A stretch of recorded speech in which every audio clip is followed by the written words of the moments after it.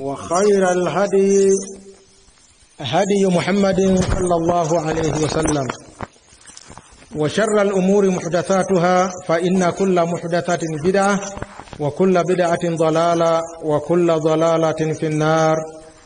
اللهم إنا نعوذ بك من البدع ومن النار. يا أحبة، بعد يكم حميد الله سبحانه وتعالى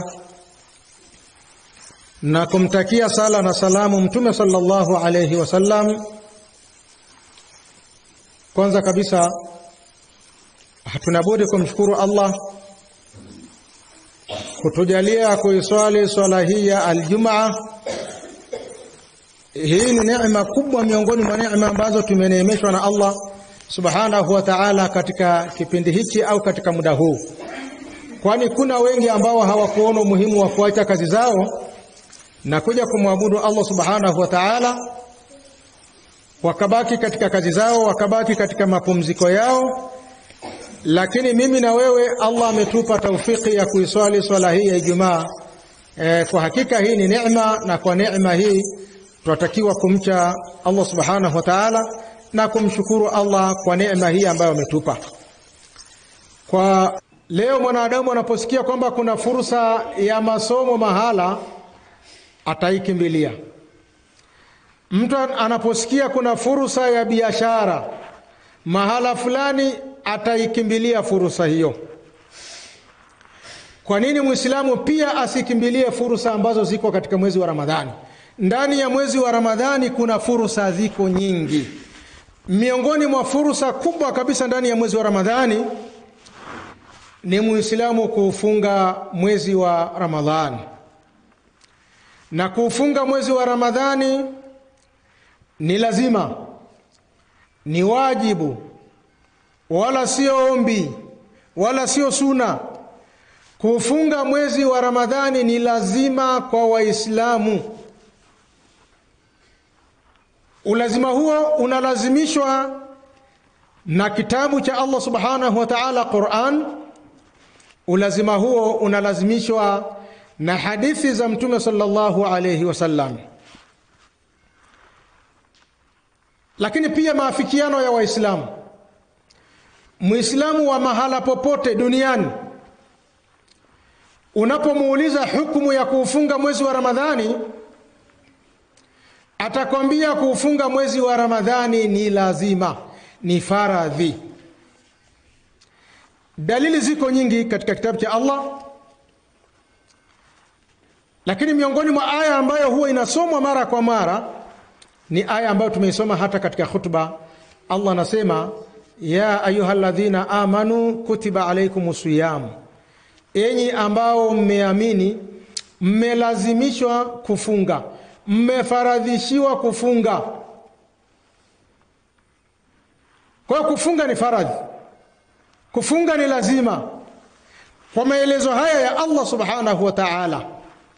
Kwa hiyo kufunga ni fursa. Fursa hii Waislamu itumieni, fungeni.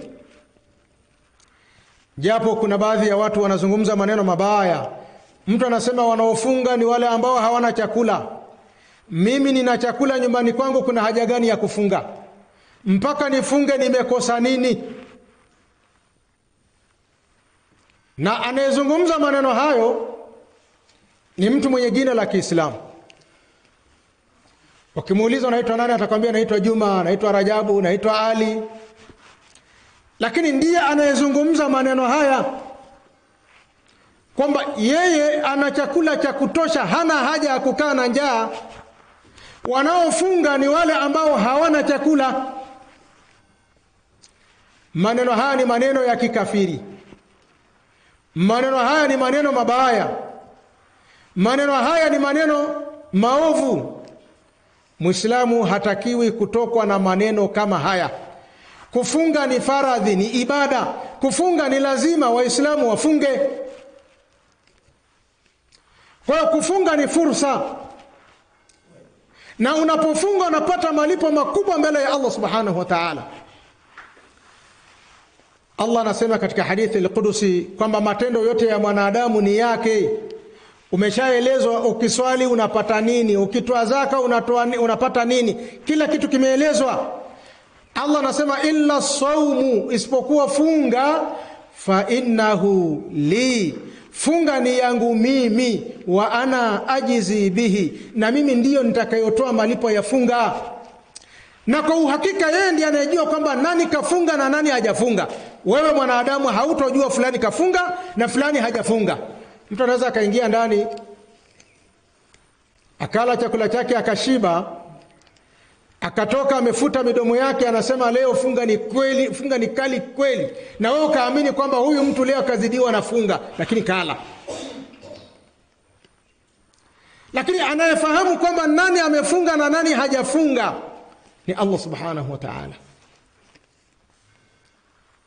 Kwa kufunga jamani ni fursa, watu wasiache fursa hii kapita, na masiku haya ni machache. Allah anasema ayaman ma'dudat, ni masiku machache. Mwezi wa Ramadhani ni masiku machache, na ni kweli ni machache. Ni juzi tu tumeanza, 10 la kwanza limekata, 10 la pili nalo pia linaendelea kuisha. Likifika 13 watu wanajiandaa na Idi. Nimekwenda mjini kwa ile kutafuta nguo za watoto za Idi. Nimekwenda kutafuta mchele wa Idi. Yaani 10 la mwisho huwa halihesabiki kabisa, linakimbia tu lenyewe. Fursa hii ya kufunga, Waislamu fungeni, msiache kufunga, kwa sababu kufunga ni lazima, kufunga ni faradhi kwa ushahidi wa aya hii. Lakini pia Mtume sallallahu alaihi wasallam anasema katika hadithi ya Abu Huraira, alikuwa Mtume kawaida yake unapoingia mwezi wa Ramadhani anawakumbusha Waislamu, anawaambia qad jaakum ramadhanun, imekujieni nyinyi Ramadhani, shahrun mubarakun, mwezi wenye baraka, iftaradha Allahu siyamahu, Allah subhanahu wa ta'ala amefaradhisha funga yake. Kwa hadithi hii na kwa maneno haya ya Mtume sallallahu alayhi wasallama, funga ya mwezi wa Ramadhani ni faradhi. Iftaradha Allahu siyamahu, Allah subhanahu wa ta'ala amefaradhisha funga yake. Tuftahu fihi abwabul janna, ndani ya mwezi wa Ramadhani hufunguliwa milango ya pepo. Milango ya pepo iko wazi. Milango ya pepo jamani iko mingapi? Pepo ina milango mingapi? Pepo ina milango 8. Milango ya pepo yote imefunguliwa, iko wazi ndani ya mwezi wa Ramadhani.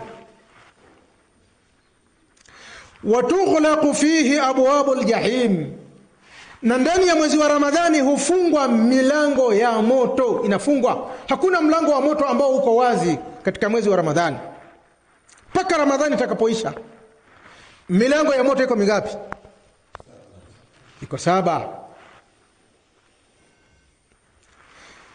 Watughallu fihi ash-shayatin, na ndani ya mwezi wa Ramadhani hufungwa minyororo mashaitani, wale wakorofi wanafungwa minyororo, wanakuwa wako jela, wanakuwa wako mahabusu. Mtume akasema fihi lailatu khairun min alfi shahri, ndani ya mwezi wa Ramadhani kuna usiku ambao ukikutwa unafanya ibada katika usiku huo, siku hiyo moja inakuwa ni bora kuliko miezi 1000. Allahumma amin. Ukikutwa unafanya ibada katika usiku huo, unaandikiwa thawabu sawa na mtu aliyefanya ibada kwa muda wa miaka 83. Allahu akbar. Unaonaje Muislamu kama unajua fursa kama hizi? Unapofika mwezi wa Ramadhani unautumia vizuri mwezi wa Ramadhani. Haufungi Ramadhani kama ada, unaifunga Ramadhani kama ibada. Unajitahidi kufanya ibada mbalimbali. Leo yawezekana hapo ulipo una miaka 50. Miaka ambayo umefunga mwezi wa Ramadhani yawezekana una miaka 30. Miaka 30 umefunga Ramadhani. Kama miaka hii 30 umefunga Ramadhani kama ibada, haukufunga ibada na Ramadhani kama ada, ina maana wewe kila Ramadhani umekutwa na usiku huu, usiku wa Lailatul Qadr, unajitahidi kufanya ibada katika 10 la mwisho kama alivyokuwa anajitahidi Mtume. Kwa kila inapofika 10 la mwisho unajitahidi, unaipata Lailatul Qadr. Miaka 30 umepata Lailatul Qadr. Bila shaka na malipo mengi sana mbele ya Allah. Bila shaka na thawabu nyingi sana mbele ya Allah Subhanahu wa Ta'ala. Ndiyo maana tunasema Ramadhani hii ni fursa. Tusiache haya masiku yakawa yanapita unayahesabu tu yanaisha, hauyafanyii kazi. Utakwenda kujuta. Ni wangapi ambao tulikuwa nao katika Ramadhani ya mwaka jana, lakini leo hatuko nao, wamefariki. Ni wangapi ambao tulianza nao Ramadhani hii ya mwaka huu, tumeanza nao, lakini kabla halijakata 10 hili la mwanzo tayari na wao wameelekea mbele ya Allah, wamekufa. Wewe Allah amekuweka mpaka hivi sasa, mpaka leo upo. Hii ni neema, na kwa neema hii utakwenda kuulizwa na Allah, fursa ya mwezi wa Ramadhani uliitumiaje? Ndipo Mtume akasema, man hurima khairaha faqad hurima, atakayenyimwa khairi za mwezi wa Ramadhani, huyo atakuwa amenyimwa khairi kweli kweli. Yani kama kuna mtu ambaye amenyimwa mambo mazuri, ni huyo atakayenyimwa khairi za mwezi wa Ramadhani. Sasa kama hajaona fursa ya mwezi wa Ramadhani, ni lazima atanyimwa khairi. Kama hakuufunga mwezi wa Ramadhani, ni lazima mtu huyo atakuwa amenyimwa khairi. Man hurima khairaha faqad hurima, atakayenyimwa khairi za mwezi wa Ramadhani amenyimwa kweli kweli. Tuzangu katika imani, mwezi wa Ramadhani ni mwezi wa fursa. Miongoni mwa fursa zake ni kufunga mwezi wa Ramadhani. Mtume sallallahu alaihi wasallam katika hadithi nyingine anasema, man sama ramadhana, atakayefunga mwezi wa Ramadhani imanan wa ihtisaba, hali ya kuwa ana imani na hali ya kuwa anatarajia malipo kutoka kwa Allah. Amefunga Ramadhani akiwa na imani kwamba hii ni amri ya Allah Subhanahu wa Ta'ala, amenitaka nifunge, nafunga nikiwa na imani ya kumwamini Allah Subhanahu wa Ta'ala. Lakini pia nafunga nikiwa natafuta malipo kutoka kwa Allah Subhanahu wa Ta'ala. Nafunga kwa ajili ya Allah, sifungi kwa ajili nionekane kwamba nami nafunga. Sifungi ili nimridhishe mume wangu, sifungi ili nimridhishe mke wangu, sifungi ili niwaridhishe watoto wangu, sifungi ili niwaridhishe wazazi wangu. Nafunga kwa ajili ya kutafuta radhi za Allah Subhanahu wa Ta'ala. Mtume anasema, ghufira lahu ma taqaddama min dhanbihi, anasamehewa madhambi yake yaliyotangulia, madhambi ya mwaka mzima. Kwa funga yako ya kuufunga mwezi wa Ramadhani unasamehewa na Allah Subhanahu wa Ta'ala. Ni fursa au sio fursa jamani? Yani unasamehewa madhambi yako ya mwaka mzima. Lakini madhambi yanayokusudiwa hapa ni saghairu dhunubi, ni yale madhambi madogo, sio yale madhambi makubwa. Madhambi makubwa yanahitajia tauba, watu watubia na kurejea kwa Allah Subhanahu wa Ta'ala. Lakini yale madhambi madogo madogo yote yanafutwa na funga yako. Hii ni fursa, na kwa fursa hii Waislamu tuifanyieni kazi. الصحابي الجليل أمامة الباهلي رضي الله عنه, صحابه huyu Umama anasema, qultu linnabiy sallallahu alayhi wasallam, sema siku moja nikiwa nimekaa na Mtume nikamwambia, ya Rasulullah, niambie mimi, nieleze mimi matendo ambayo au kitendo ambacho kitakuwa ni sababu ya mimi kuingia katika pepo ya Allah Subhanahu wa Ta'ala. Niambie. Qala, Mtume akasema, alaika bisawmi, jilazimishe kufunga. Fa innahu la idila lahu, hakika funga haina badala, funga haina mfano, malipo ya funga hayana mfano. Malipo ya funga ni makubwa. Hii ni fursa, Muislamu anatakiwa kufunga mwezi wa Ramadhani. Ndugu katika imani, miongoni mwa fursa zinazopatikana katika mwezi wa Ramadhani ni qiyamu Ramadhan, ni kisimamo cha Ramadhani, swala ya tarawih.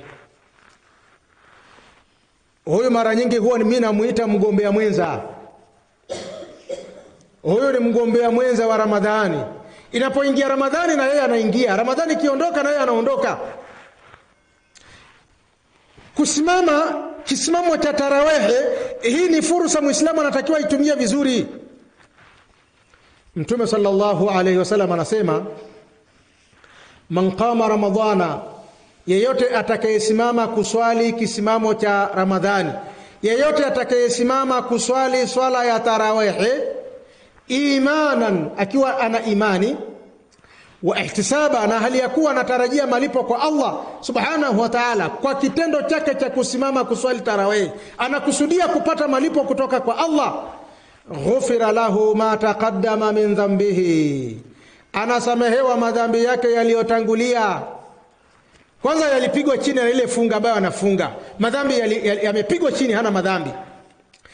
Kama kuna vilivyobakia vinakuja kupigwa chini na qiyamul layl au qiyamu Ramadhan, kisimamo cha Ramadhani, swala ya tarawih inafuta pia makosa. Mtu anasamehewa makosa yake na Allah subhanahu wa ta'ala kwa kuiswali swala ya tarawih.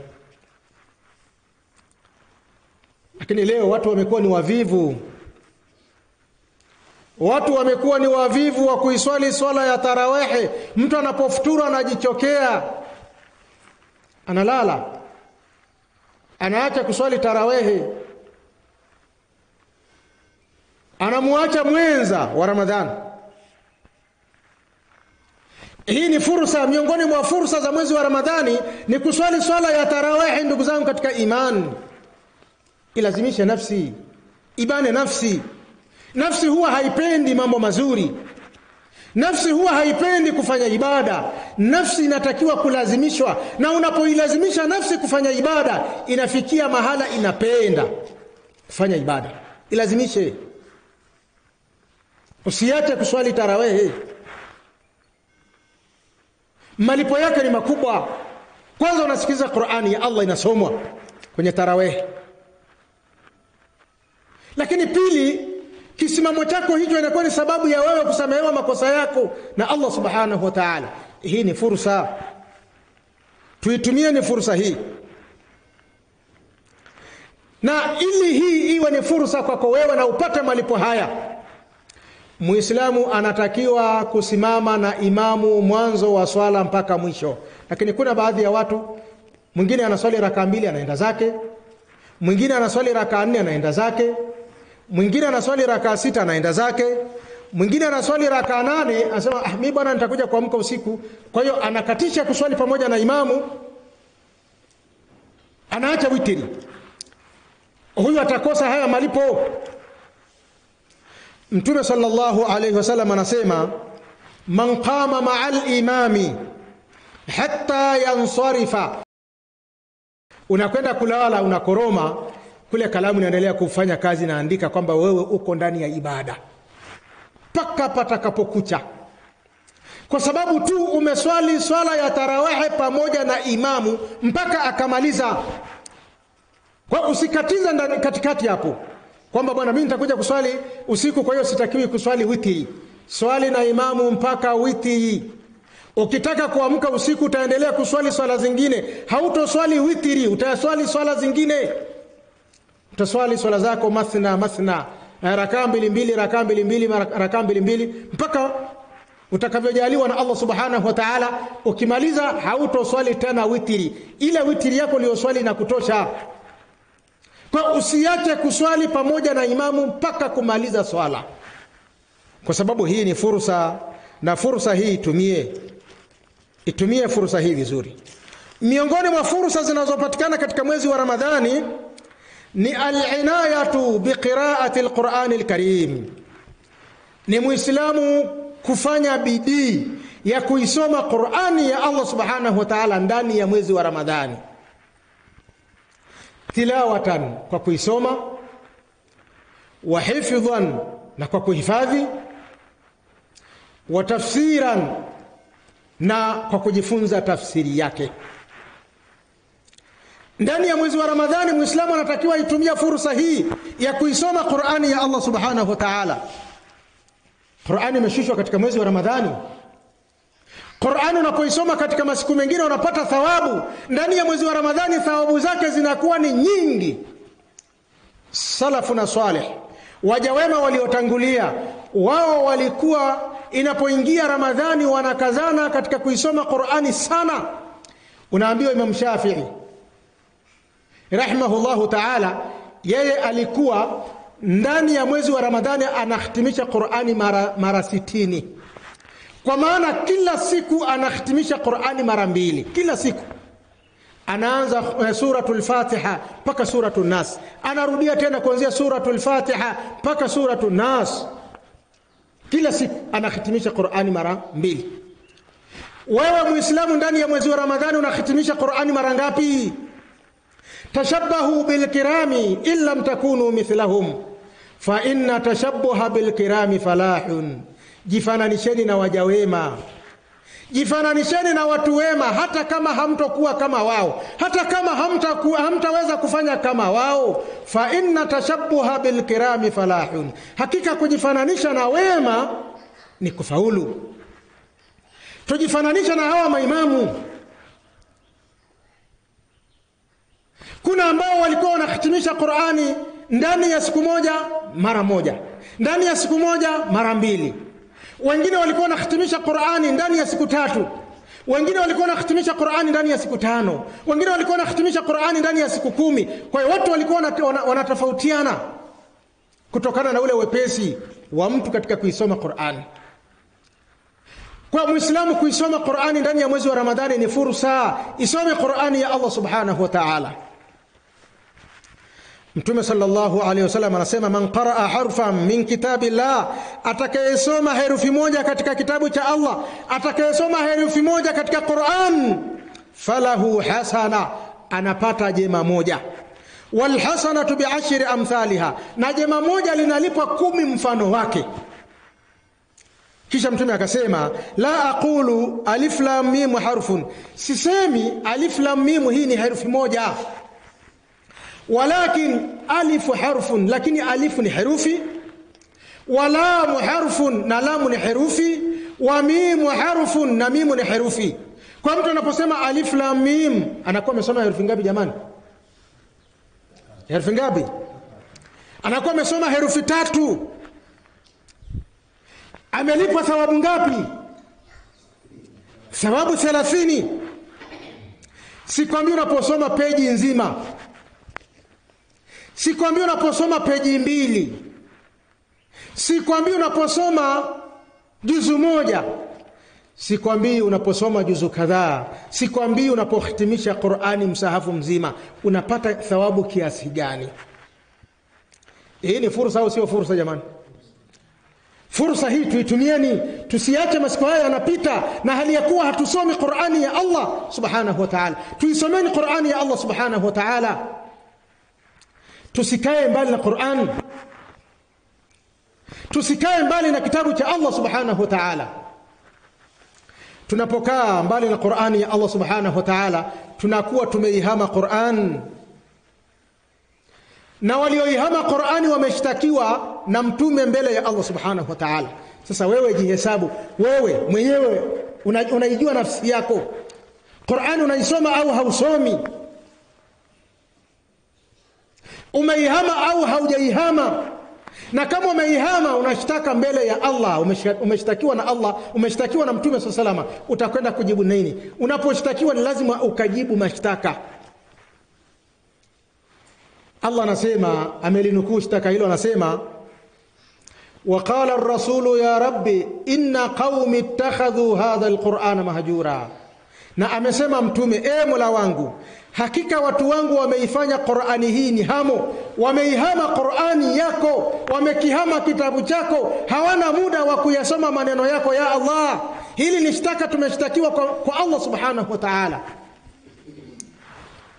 Ibn Taymiyyah rahimahullah ta'ala akifasiri aya hii anasema man lam yaqra al-Qur'ana faqad hajarahu, mtu ambaye hakuisoma Qur'ani hajui kabisa na ameridhika na hali hiyo, huyo ameihama Qur'ani ya Allah na anashtaka la kwenda kujibu mbele ya Allah. Kwa hiyo wewe kama hakuna unachokifahamu katika Qur'ani ya Allah, unashtaka mbele ya Allah, jipange namna ya kwenda kumjibu Allah. Utamjibu nini? Nilikuwa niko bize, sikuwa na nafasi, nilishakuwa mtu mzima, nilizeka. Uone maelekezo hayo kama Allah atayakubali. Ni masahaba ngapi wa mtume walisilimu wakiwa na miaka 80? Unaambia huyu amesilimu, baada ya kusilimu amehifadhi suratul Baqara yote, ana miaka 80. Wewe hapo ulipo na miaka mingapi? Ambako unasema wewe ni mzee, umezeka, hauwezi tena kusoma, una miaka mingapi? Jiulize. Jiandae kwenda kujibu swali hili mbele ya Allah. Umeihama Qur'ani ya Allah, hauna muda wa kuisoma Qur'ani, kwamba wewe tayari umezeka, kwamba wewe tayari uko busy, hauna nafasi. Jiandae kwenda kujibu mbele ya Allah subhanahu wa ta'ala. ومن قرأ القرآن ولم يتدبر بما فيه فقد هجره, na atakayesoma Qur'an anaweza kusoma lakini tafsiri yake hajui, maana yake hajui, na ameridhika na hali hiyo, huyu vile vile ameihama Qur'an na anashtaka la kwenda kujibu mbele ya Allah subhanahu wa ta'ala. Wewe hapo ulipo jiulize, unafanya bidii ya kutafuta kujua maana ya Qur'an? Unafanya bidii katika sura ambazo unazifahamu, katika aya ambazo unazijua kuzisoma, unafanya bidii kujua tafsiri yake?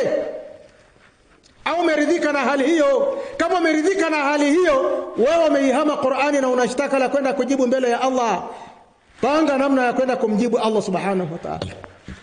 Hapa unaweza kudanganya, lakini kwa Allah hakuna cha kudanganya. Hautaweza kwenda kumdanganya Allah subhanahu wa ta'ala. Allah anakujua vizuri. Wakati mwingine unakwenda unakaa vijiweni, alafu unasema huna nafasi. Mbona kwenye shamba lako ukuacha kulima shamba kwa sababu kwamba niko busy, nimeshindwa hata kulima shamba? Shambani kwako utakwenda, ng'ombe wako utawakatia majani, kazi zako zitaenda, lakini kwa upande wa Qur'ani wewe hauna muda. Jiandae kwenda kujibu kwa Allah subhanahu wa ta'ala. ومن قرأ القرآن وتدبره ولم يعمل بما فيه فقد هجره, na yeyote atakayesoma Qur'ani anaweza kuisoma Qur'ani vizuri, lakini pia anaweza kuifasiri vizuri, lakini hayafanyi kazi yaliyomo ndani ya Qur'ani, huyo vile vile ameihama Qur'ani ya Allah na anashtaka la kwenda kujibu mbele ya Allah subhanahu wa ta'ala. Ahibba, tusihame Qur'ani ya Allah subhanahu wa ta'ala, tusikae mbali na maneno ya Allah subhanahu wa ta'ala. Ramadhani iwe ni chachu ya sisi kuyasoma maneno ya Allah. Ramadhani iwe ni chachu ya sisi kujifunza Qur'ani ya Allah. Qur'ani iwe ni chachu ya sisi kuhifadhi Qur'ani ya Allah subhanahu wa ta'ala. Siku ya kiyama tutaambiwa, kila mmoja atakwenda kuambiwa iqra wartaq, soma na upande daraja. Au utasema ya Allah, hebu ngoja nikimbie nyumbani nikaleta msahafu. Hakuna nafasi hiyo, msahafu siku hiyo haupo. Hakuna msahafu, hakuna juzuu, hakuna chochote. Unaambiwa na Allah soma. Sasa kama haujahifadhi utasoma nini? Mwezi wa Ramadhani iwe ni chachu ya sisi kuyahifadhi maneno ya Allah. Hifadhi kama ni aya kadhaa, hifadhi kama ni sura kadhaa, hifadhi kama ni juzu kadhaa, hifadhi kwa ajili ya Allah subhanahu wa ta'ala. Siku ya kiyama Waislamu wote wataambiwa waisome Qur'an, na watu watapanda madaraja yao kutokana na kiasi cha Qur'ani watakachokuwa nacho. Watu watatofautiana madaraja. Huyu atakuwa yuko daraja ya juu, huyu yuko juu kidogo, huyu yuko juu kidogo, huyu yuko daraja la katikati, huyu yuko chini kabisa, huyu yuko juu kabisa. Wanatofautishwa na nini? Wanatofautishwa na kiwango cha Qur'ani ambacho walikuwa nacho. Ndugu zangu katika imani, tuisomeni Qur'ani katika majumba yetu. Kuisoma Qur'ani kuna neema kubwa ndani ya majumba. Abu Huraira anasema radhiyallahu anhu, anasema innal bayta alladhi yutla fihi alquran, hakika nyumba ambayo husoma Qur'ani ndani yake, ittasa'a biahlihi, nyumba hii inakuwa ina wasaa, nyumba hii inakuwa ina furaha, ina amani kwa wenye nyumba hiyo. Nyumba inakuwa ina amani, nyumba inakuwa ina furaha, kwa sababu Qur'ani husomwa ndani yake. Wa kathura khairuhu, na khairi zake zinakuwa ni nyingi. Khairi za nyumba hiyo, khairi zake zinakuwa ni nyingi. Wa hadaratuhu almalaika, na nyumba inayosoma Qur'ani, malaika wa Allah huishi humo ndani. Malaika wa Allah wanakaa katika nyumba hiyo. Wa kharajat minhu ash-shayatin, na nyumba inayosoma Qur'ani, mashaitani wa kijini hutoka na kukimbia, wanaitoroka nyumba hiyo. Wa innal baita alladhi la yutla fihi alquran, na hakika nyumba ambayo haisomi ndani yake Qur'an, daqa bi ahlihi, nyumba hii inakuwa na dhiki kwa wenyewe. Nyumba ambayo haisomi Qur'ani inakuwa na dhiki, inakuwa haina raha, inakuwa haina furaha, inakuwa haina amani. Hasa usiku unapofika, tunasema nyumba yangu ni nzito, nafikiria namna ya kwenda bwana. Anakaa mahala pa kucheza karata, nipoteze muda hata ifike saa 5, nikifika tu ninalala mara moja, panakucha naondoka. Hii nyumba haina raha, nyumba haina amani, nyumba nzito. Unalala hakuna usingizi, silali. Lakini nikitoka katika nyumba hii nikaenda kwenye nyumba nyingine, nimesafiri, nalala vizuri, nakuwa na amani, nakuwa na furaha. Lakini ndani ya nyumba yangu, nyumba haina furaha, ni kwa sababu hausomi maneno ya Allah subhanahu wa ta'ala ndani ya nyumba yako. Wa qalla khairuhu, na khairi zake zinapungua. Wa kharajat minhu almalaika, na malaika hutoka na kuikimbia nyumba hiyo. Wa hadaratuhu shayatin, na mashaitani wa kijini ndio wanahamia, wanafanya ndio mahala pa kuishi, wanaishi hapo, wanakusumbua usiku. Saa nyingine wakuchukue wakupeleke wakakulimisha huko kwenye mashamba ya watu. Unaamka usiku umechoka, unajinyosha, unasikia adhana ya alfajiri, unajinyosha, hata kuamka huwezi. Na ukijaliwa kuamka umechoka, mwili unauma, umeelimishwa huko kwenye mashamba ya kahawa huko, uko hoi.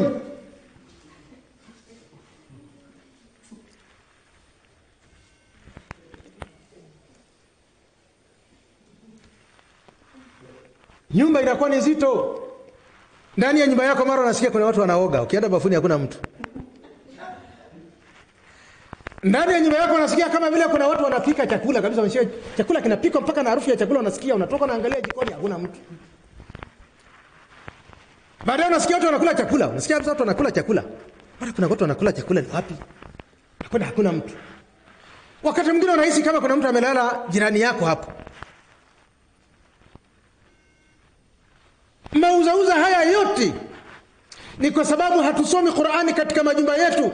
Kama baba anasoma Qur'ani pale, mama anasoma hapa, mtoto anasoma pale, huyo shaitani atapataje nafasi ya kukaa katika nyumba yako? Hiyo nyumba hataweza kukaa shaitani katika nyumba yako, atakimbia na kuondoka. Ataondoka. Lakini mashaitani sisi tunawakaribisha sisi wenyewe katika majumba yetu. Kama tuisome Qur'ani ya Allah subhanahu wa ta'ala, tumewaachia nafasi katika majumba yetu. Ndugu zangu katika imani, miongoni mwa fursa zinazopatikana katika mwezi wa Ramadhani ni badhlul ma'ruf, ni watu kufanya mema, ni kujitolea, kutoa sadaka ndani ya mwezi wa Ramadhani. Mtume sallallahu alaihi wasallam siku moja aliulizwa, ayu sadaqa afdalu, ni sadaka gani ambayo ni bora kuliko sadaka zote? Sadaka zote ni bora, sadaka zote ni bora, sadaka zote ni nzuri, lakini masahaba wanataka kujua ni sadaka gani ambayo ni bora zaidi. Mtume akasema, sadaqatun fi ramadhana, ni sadaka inayotolewa katika mwezi wa Ramadhani. Sadaka inayotolewa katika mwezi wa Ramadhani ndio sadaka bora. Ni fursa au si fursa jamani? Ni fursa. Kama ni fursa, kwa nini Muislamu usiitumie fursa hii? Ulichokipata kigawe, tuwasaidie wasiojiweza, tupeleke msikitini kwa ajili ya kuhakikisha kwamba Uislamu unakwenda mbele. Bila sadaka jamani, hii dini haitakwenda mbele. Bila sadaka dini hii haifiki mahala. Ili dini hii iweze kufika mahala, tujitolee kama walivyojitolea maswahaba. Wakati wa Mtume, Mtume alipokuwa anapozungumza jambo, jamani kuna jambo linahitaji pesa, namna gani masahaba walivyokuwa wanajitolea, mpaka wengine mtu anakwenda analeta vitu vyake vyote ndani, mpaka ufagio analeta pale, anambia ya Rasulullah, nimechukua nyumbani kila kitu hapa, nimeleta hapa. Anaulizwa umeacha nini? Anasema nimemwacha Allah na mtume wake, hakuna nilichokiacha nyumbani, kila kitu nimeleta hapa. Uza dini ya Allah iende mbele. Kwa nini sisi tunakuwa ni wagumu wa kujitolea katika mambo ya kheri, ni wagumu wa kujitolea kwa ajili ya kuendeleza dini ya Allah subhanahu wa ta'ala? Sadaka ndani ya mwezi wa Ramadhani ni fursa kubwa. Itumieni fursa hii kwa kujitolea vitu mbalimbali, kwa kujitolea sadaka mbalimbali kwa ajili ya Allah subhanahu wa ta'ala. Ndugu zangu katika imani,